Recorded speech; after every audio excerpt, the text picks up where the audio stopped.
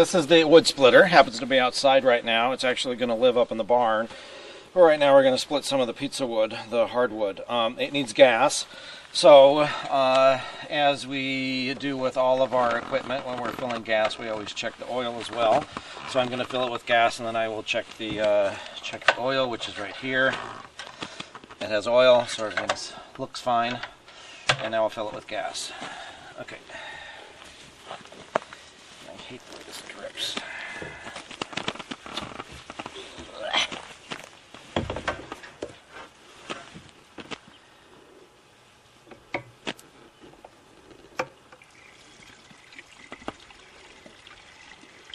Once you fill whatever you're filling with gas, the gas containers always go back to the potting shed. Sometimes they wind up in the garage, but their home is supposed to be the potting shed. Just because of the weather, we don't want water to get in them, etc. So it always goes in there. This is how we start the wood splitter. Switch down here, you'll see the off on. It has to be in the on position. It clicks on. The choke thing needs to be in the choke position. It'll say choke. Once I get it started, you'll see that I'll move this switch over to the run position, and I'll be ready to start splitting wood. So here I go.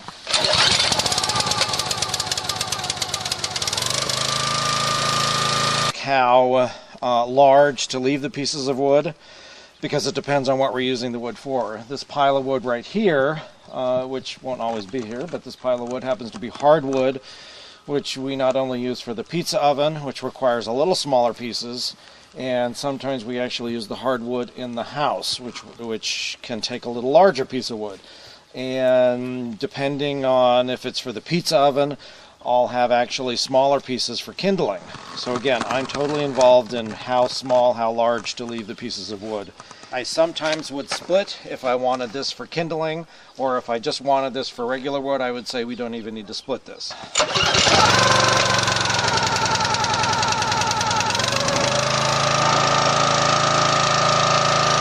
Always wear leather gloves too.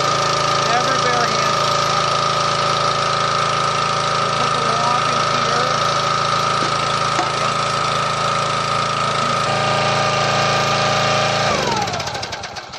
When we have wood that's very straight grained, like this piece that I just split, those are the ones that are very easy to go ahead and split into kindling, meaning very small pieces like this.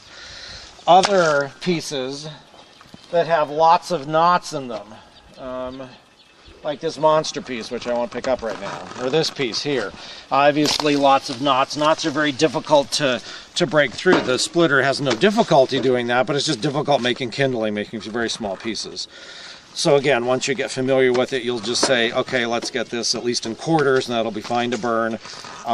Whereas other pieces that are smaller can go down to much smaller pieces for kindling if we actually are working on kindling.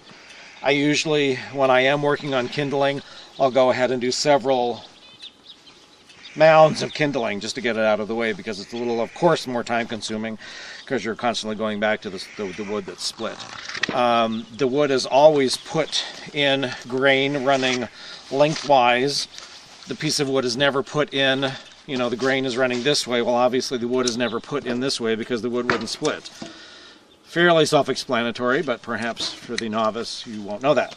And also like this, that is a no-no. The wood is always put in cut side down like this, cut ends, you know, to facing the splitter and the end of the splitter. This is the lever that runs the splitter. The splitter runs very slowly towards the piece of wood that we are splitting. And let me put a piece of wood up there, just like that. It's not one of those splitters that is air pressured or whatever, and then they quickly go down, and those are extremely dangerous. This is a very slow one, as you will see. But this lever, when you push it forward like this, okay, that obviously is moving the splitter forward, and it goes very slowly. This does not lock into place. You have to actually manually hold it every single time you are wanting to split a piece of wood. The lever has to go forward. It does not lock in place. Going backwards, retracting once the wood is split, And you might have to actually run, as you'll see, you might have to actually run the splitter all the way down through the piece of wood, because there might be some knots, like there's a knot here. Who knows whether that's going to split when the splitter actually hits it right here. Sometimes the splitter will have to go all the way down here. So then we have to retract the splitter back so we can actually, you know, take the wood off and put another piece on. And that is the lever going backwards then.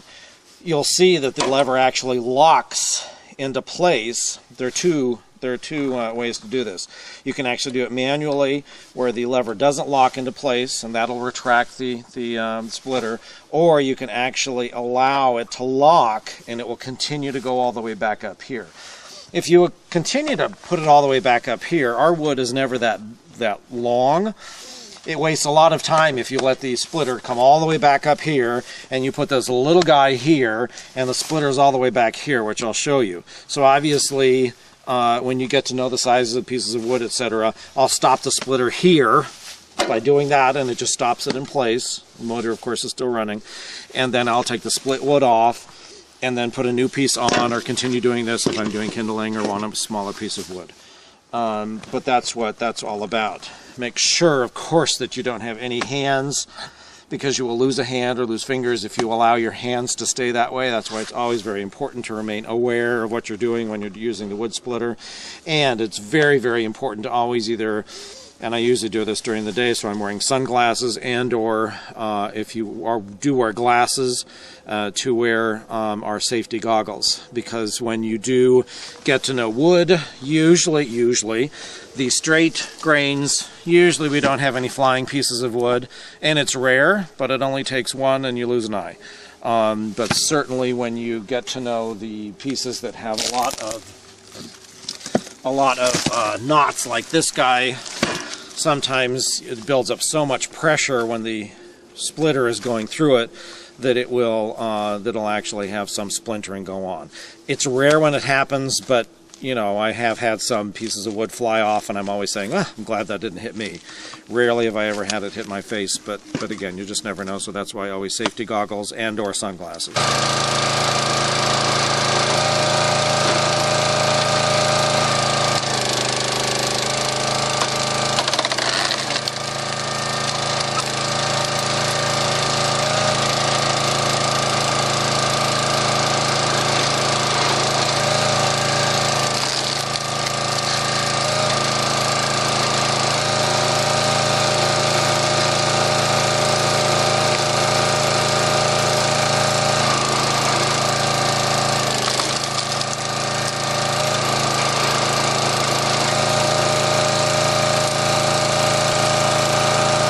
Next question is, what do we do now with all the split wood? Generally you have a wheelbarrow here, and again, this is, you would know at this point what you're working on, whether you're working on pizza wood, whether you're working on kindling, whether you're working on house wood.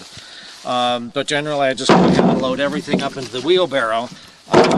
If you are solely doing, at that point, if you're only doing the kindling, then obviously I would fill up the kindling and put it where Charles tells you to put it.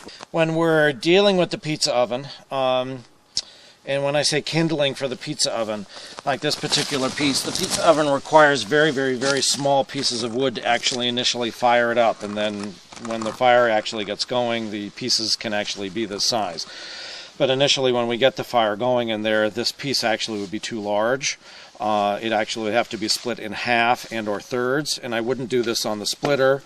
I would use the hand axe, to actually do that, and I'll show you later where the axe is and where the actual piece of wood, the chopping block is, where we actually do that. But this is what I would consider kindling size, either for pizza oven and or the house wood stove, and we go from there if we actually need it smaller.